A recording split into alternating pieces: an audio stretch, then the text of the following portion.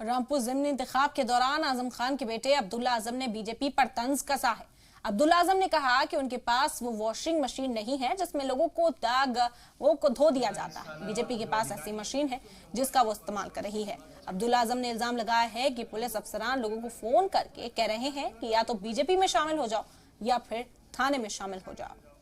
तो अब्दुल्ला आजम का ये बयान इस वक्त आपको बता रहे रामपुर में ज़िमनी इंतखाब है, बाई इलेक्शन होने हैं और इस बीच अब्दुल्ला आजम का ये बयान सामने आया। उन्होंने कहा कि बीजेपी लोगों को धमकाती है, पुलिस वाले लोगों को फोन कर रहे हैं और इस बात को कहा जा रहा है कि या तो बीजेपी में शमूलियत अख्तियार कर लो या तो बीजेपी के साथ आ जाओ या फिर थाने आ जाओ। अब्दुल्ला आजम ने बड़ा इल्जाम लगाया है बीजेपी के ऊपर। आपको बता दें कि रामपुर में ज़िमनी इंतखाब है। आकाश सक्सेना बीजेपी के उम्मीदवार हैं, वहीं आसिम रजा को समाजवादी पार्टी ने उम्मीदवार बनाया है।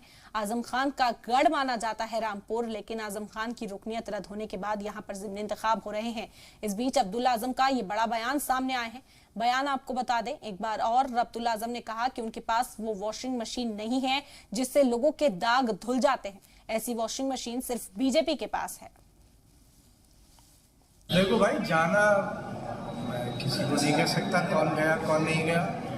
बहुत से लोगों की मजबूरियां हैं, बहुत से लोगों की परेशानियां हैं, कारोबार है, मुकदमे हैं।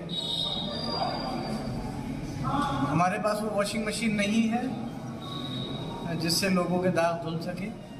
भाजपा के पास है, वो अपनी वॉशिंग मशीन का इस्तेमाल कर रहा है।